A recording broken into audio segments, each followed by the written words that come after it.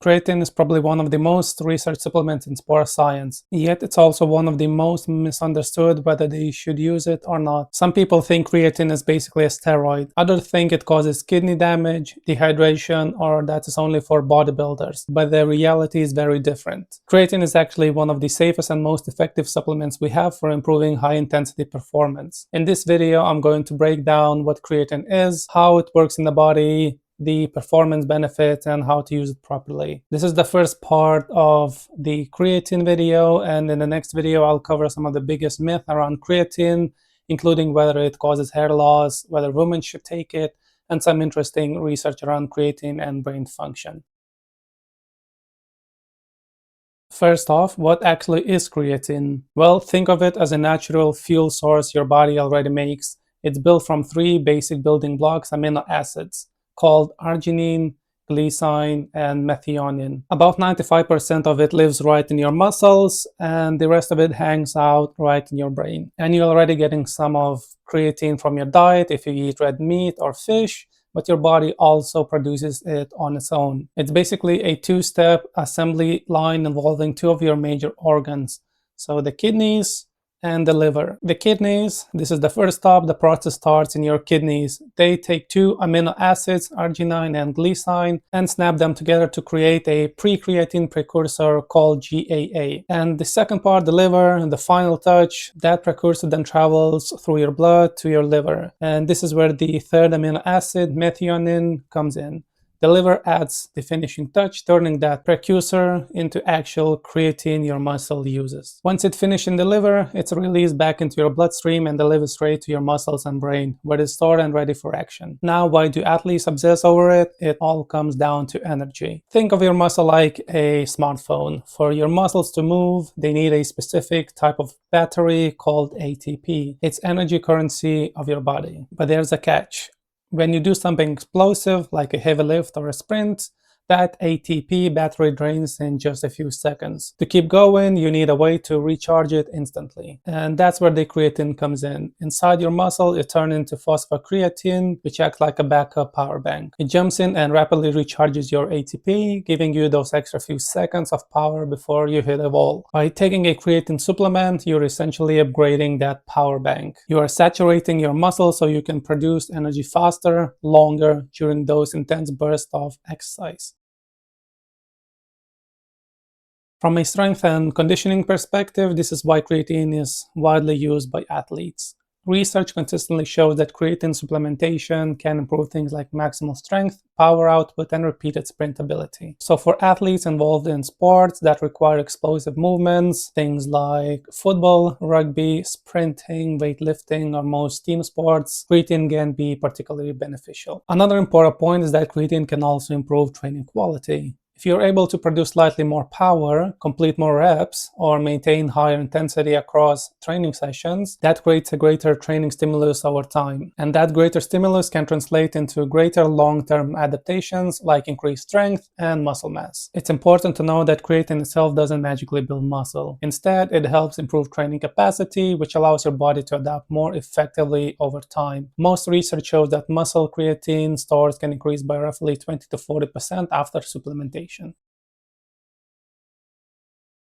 Another area where creatine may have benefits is in recovery from training. High-intensity training places a significant amount of stress on muscle tissue. This can lead to muscle damage, inflammation, and fatigue. Some research suggests that creatine supplementation may help reduce markers of muscle damage following intense exercise. It may also support a faster restoration of muscle energy stores, particularly phosphocreatine, which is important for repeated high-intensity efforts. From a practical perspective, this could help athletes maintain performance across multiple training sessions, especially in sports with congested schedules where recovery time between games or training session is limited. Creatine may also help athletes maintain muscle mass during periods of heavy training or reduced activity, which could be particularly relevant during injury rehab or off-season transitions. Again, creatine isn't a replacement for proper recovery strategies like sleep, nutrition, and well-structured training programs, but it can be a useful tool that supports the recovery process alongside those foundations.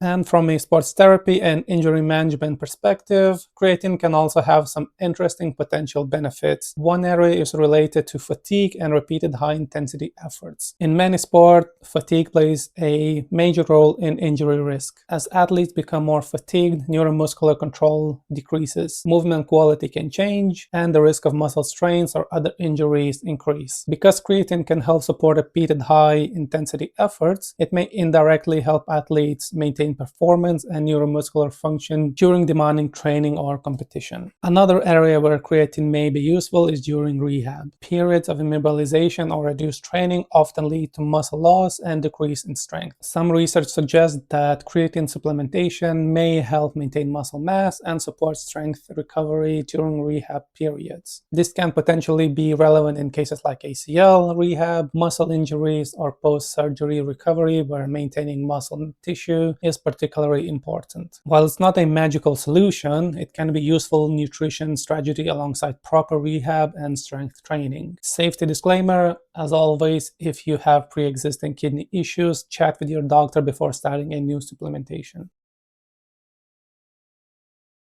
So who actually benefits from taking creatine? Well, creatine tends to be most beneficial for people involved in sports or training that require strength, power, or repeated high-intensity efforts. That includes athletes in sport like football, rugby, sprinting, combat sport, basketball, and many others. It can also be useful for people who regularly perform resistance training in the gym. Another group that may benefit more from creatine supplementation are vegetarians and vegans. Since creatine is primarily found in animal products, people who consume little or no meat often have lower baseline creatine levels in their muscles. Supplementation can therefore produce larger increase in muscle creatine stores. On the other hand, people who only perform low-intensity endurance exercises may see smaller benefits, although even endurance athletes can benefit in situations that involve sprint finishes or strength training.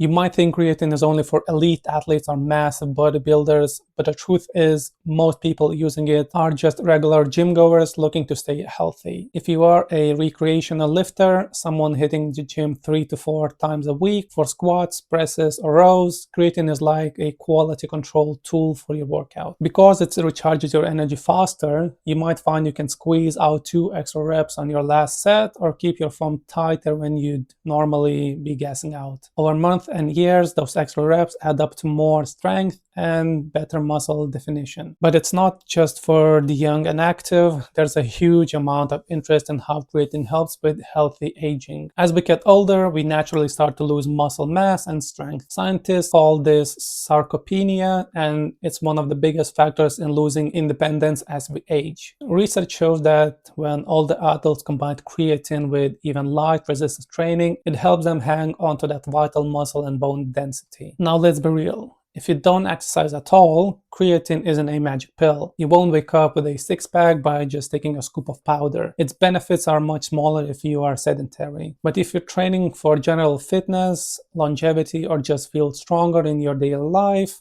creatine is one of the most well-supported tools in the shed. So when it comes to the supplementation, the most important thing to understand is that the vast majority of research has been done on creatine monohydrate. There are many forms marketed online, but creatine monohydrate remains the most studied, the most effective, and usually the cheapest option. But it doesn't mean it's the worst one. In terms of dosage, there are 2 common approaches. Option A is the loading phase. This is for the impatient among us. You take 20 grams a day, usually split into 4 5-gram doses for about 5 to 7 days. This flash floods your muscles, saturating your stores as fast as humanly possible. After that week, you just drop down to maintenance dose to 3 to 5 grams a day. And option B, this is the slow and steady approach. You skip the loading and just take 3 to 5 grams every single day from the start. You'll end up in the exact same place as the loaders. It just takes about 3 to 4 weeks to get there. It's easier on the stomach and usually cheaper in the long run. But wait, What if you want more than just bigger biceps? There is a growing body research from 2025 and 2026 looking at high dose maintenance, especially around 10 grams a day. Here is why you might want to consider bumping your dose. So number one, the brain benefit. Your brain actually uses a ton of energy, but it's much harder for creatine to cross the blood-brain barrier than it's to enter your muscles. New research suggests that while 5 grams is the muscle dose, 8 to 10 grams might be the brain dose needed to improve mental clarity, memory, and cognitive performance, especially if you are sleep deprived. Secondly, the mass factor. If you're a large athlete, think 200 pounds or 90 kilos plus, you have a bigger tank to fill. So a tiny 3 grams of scoot might not be enough to keep those large muscle stores fully saturated. And third, the last point, the high turnover athlete. If you're training twice a day or doing high intensity sports like CrossFit or MMA, your body is burning through those stores faster than the average gym goer. And the bottom line, if you want the cognitive effects or you are carrying a lot of muscle, bumping up to 10 grams a day is backed by the latest science, and it's been shown to be perfectly safe for long-term use. Lastly, don't stress about the timing. Whether you take it pre-workout, post-workout, or with your morning coffee, it doesn't really matter. Creatine works through saturation, not an immediate spark. The most important thing is timing, making sure you don't forget to take it tomorrow. Consistency is king.